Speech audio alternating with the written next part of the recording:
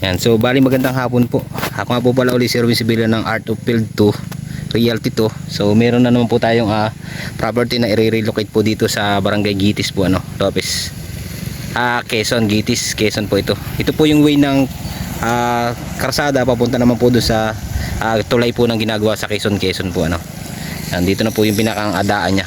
So bali dito po yung kukunan natin ng right of way. Ito po dinadaanan nating pathway na ito. Bali 1 minuto lang po ang lakad natin papasok sa property. Samahan niyo po ako sa pagpasok sa pinakaloob po ng ating property. Yan, so bali pathway po yung ating dinaranam dito, pero ipide naman daw po itong alagyan ng pasok po ang sasakyan dito sa daan na ito. So ito po ay wala naman magiging problema po dito yung pinakang daan niya papasok po doon sa property na pinabibinta po sa atin ni seller. So ang kagandahan po nitong property to, ito po ay magandang investment sa mga buyer po dyan na ganito ang hanap na property. Meron po tayong investment dito. So may mga karatig din po tayo dito ng mga palisdaan sa area po ng ating property na pupuntahan na ito. Kaya hindi po tayo dito mainip dahil meron po tayo mga kapitbayan po, yung mga karatig po natin na fish pan. Yan. Ano po yung pinakandaan niya? Kung yung mapapansin po, napakaganda naman po nung daan niya. Ito po ay pathway. Hindi po siya maputik papasok dito sa loob po ng ating property. Yan po. Yan. So dito na po yung pinaka-start ng property niya na 7 hektarya. Kung nyo mapansin, bago sukat lang po yan. Ayan po yung pinaka-mo niya. Saka po itong malaking puno ng narang ito. Kung nyo mapansin po, may puno po tayo ng nara dito isa. So pasok na pasok po ito. Napakarami po nitong hinuhukas pa na produkto ng nyug. Itong palisdaan na ito, hindi nasakop yun, Yan. Ito dito po. Oo. Ito po yung area na to. Meron po tayo dyan, dimaan na po dyan ng ating kuryente. Yan, mapapansin po ninyo, meron po tayong poste ng kuryente yan. Yan po ay sa ating property na dumaan. Yan, kung nyo mapapansin po, ito po ay napakaraming produkto nitong property na pinabibinta sa atin na 7 hektarya na to. Yan, kung nyo mapapansin po, ay meron po tayo dyan mga suha, mangga, at napaka-productive po ng ating property 7 hektarya. So ito po ay pinabibinta po sa atin ni seller. Ito naman po ay tumuhog po tayo sa karsada doon sa kabila. Dikit na dikit po tayo sa pinakang yung pong diversion dyan. Ay yung karsada, hindi naman, ano tawag doon? Hindi man diversion yun, provincial road. Yung pong pinakita ko sa start ng video kanina. Dikit na dikit po tayo sa provincial road. Kaya hindi po tayo mamumroblema. Yung bundok pong mataas doon, ayun po ay sakop na ng ating property, dumikit po sa provincial road. Dito naman po yung pathway, papasok naman po dun sa, pumasok naman po tayo galing sa provincial road nang nasa 1 minuto lang po, Pero pwede naman po itong palakihin, gawin nating 3 meters. So kagandahan po nito, ito na po yung pinakang ating property. Marami po siyang produkto na nilalaman ng nyug at dami po ako napapansin dito mga fruit berry. Kagandahan po, may cellphone signal, then meron pang makaratig na mga bahay po dito. So dito po yung pinakang may overlooking spot paano po dito sa property na to. So napakaganda po nito ng property na to. Medyo may presyo nga lang po at kagandahan naman po talagang dikit na po tayo sa provincial road po, Kagandahan po nito, meron po tayo ditong kakaratig na mga palisdaan. Yan po yung mga karatig nating palisdaan. Yan po ay may mga laman na po yung mga palisdaan na yan. So bali meron po tayo dito magandang spot. Dito lang po ako dumaan sa gilid na sa kadailahanan po napakakapal na po ng sukal ng damo dyan. Yan, mapapansin naman po ninyo, masukal na. Bali marami po ako napapansin dito na hardwood na puno ng nara na kahoy. Bali dito lang po ako sa may overlooking spot na ito, Yan, dito na po tayo dumaan. Yan, dito na po yung pinakang overlooking.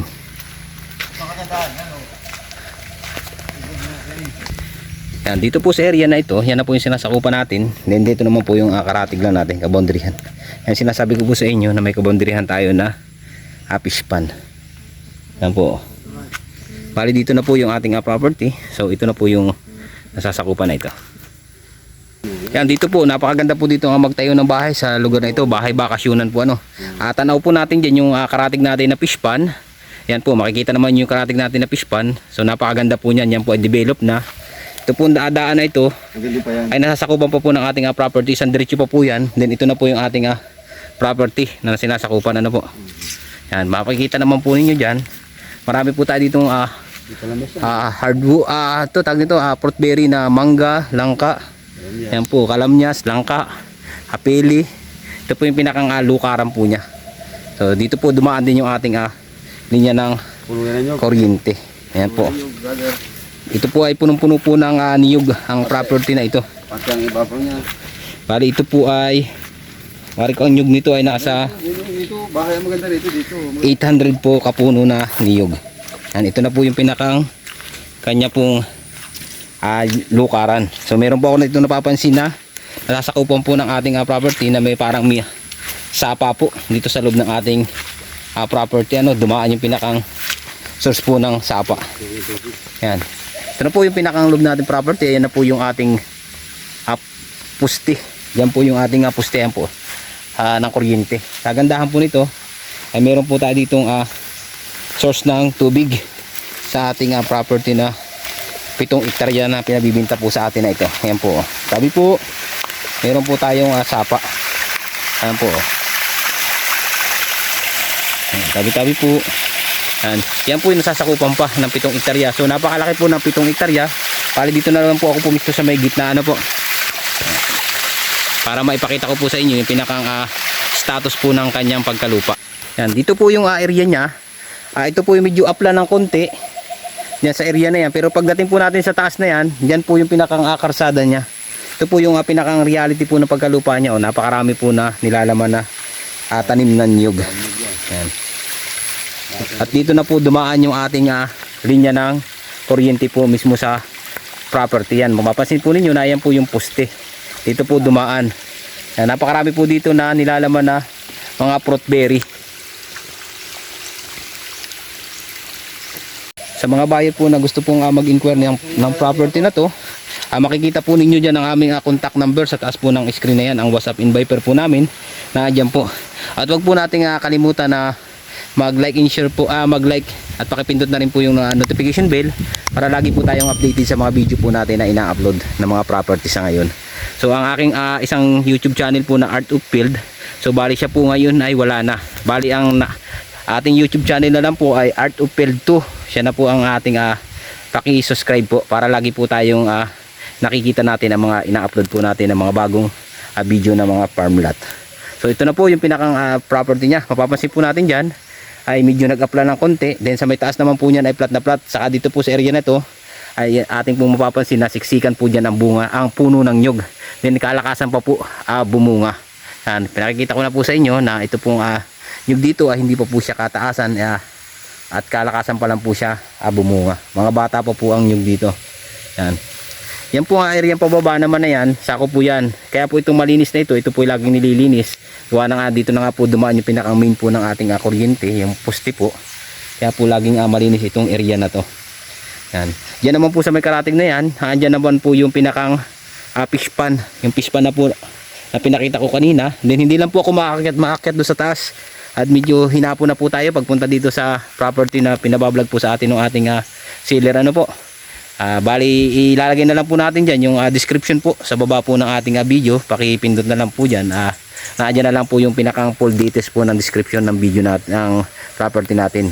Kung may mga hindi naman po ako nabanggit na description at details nito, naadyan na lang po makikita natin sa pinakang description po. Yan. Bali pupunta na po ako dito sa may area ng kabila na ito para mapakita ko naman po yung pinakang magandang portion na pwede nating pagtayuan po ng bahay. Pero para sa akin po, dito tayo sa may parting ito. Kung tayo magbabahay na ito po ang kuryente, then dito po tayo sa tingin ko napaka-relax po dito ng video, ng view sa may part ng mayroong lukaran na ito. Dahil dito po ay tanaw natin ang kapaligiran natin na may fish pan at napakalakas po dito ng hangin. Kung malilinis po yung area ng kabila na yan, tanaw na rin po natin dyan yung pinakang dagat. Yan. Ito po, yung pinakang property niya na punong-puno po talaga ng nilalaman na produkto ng niyog. So nasa 800 kapuno po ito. Ilalagay ko na lang po sa description ang bilang po ng mga nilalaman nitong hardwood, ang mga mangga, langka. Yan. Dito na lang po natin ilalagay. Meron pa ako napapansin dito yung pang-asim po. Ayan po yung pang-asim na dayap.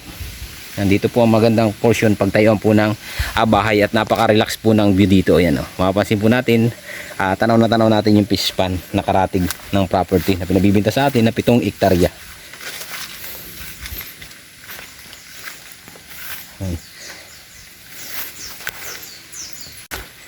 dito po tayo sa may area naman, pabalik na po tayo, palabas na po tayo ng pinakakarsada. So, napakaganda po talaga ng property na to. Kung nyo papansin, talagang siksikan po ang produkto ng niyog dito sa area ng property na to. At kagandahan po nito, meron tayong right of way na 1 minuto. Bali nasa ano lang po, 100 meters lang po ang layo nito sa provincial road. Then doon naman po sa kabilang dulo, bali hindi ko lang po napuntahan yung pinakang dulo doon. So papasilip ko na lang po sa inyo yung pinakang dikit mamaya doon sa karsada, no. Yan, bali ipapakita ko na lang po, bibidyohan ko na lang doon mamaya. Iikot na po kami, nakamotor po ako. Doon na po ako mag-i-start naman ng video sa may dikit po nung karsada itong property na ito. Yan, kung mapansin po nyo, talagang kababaan pa po dito ng nyug at kalakasan pa po mamunga. Napakarami po ditong napapansin kong fruit bearing langka. Yan sa area na yan, mga langkaan po yung parte na yan, madami pong fruit berry.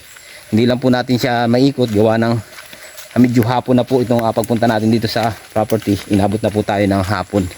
So ang oras na po ay talagang mag-aalas 4 na ng hapon. Yan, so ito na po tayo. Pinakikita ko na lang po sa inyo yung pinakang dito sa baba. Dito na po ako sumurkat, umikot na po ako. Then mamaya po ay magmumotor naman ako. Papunta naman po ako dun sa taas na. Nito sa dikit na po itong property. Dun sa mismong provincial road po ano. Kagandahan po nito, meron tayo dito mga resort na karating po. Malalapit po dito sa atin ang resort na. Kagandahan po, kalapit din natin ang dagat. Napakalapit na po tayo sa dagat. Pag gusto po natin na ma-relax at maligo, pwedeng-pwede na po. Dito po, ang tubig talagang dumadaan lang sa pinakang pathway na. Yan, bali palabas na po ako doon sa provincial road ano.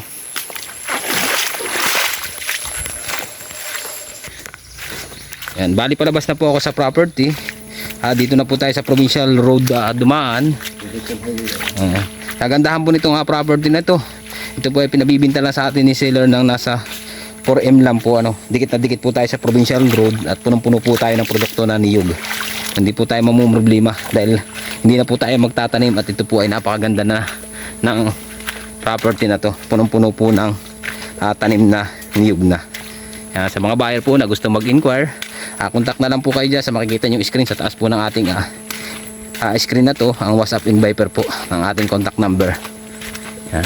Bali bibidyohan ko na lang po yung dikit po nito sa provincial road ng property. Yan. So ito na po yung sinasabi ko sa inyo, dumikit po sa provincial road.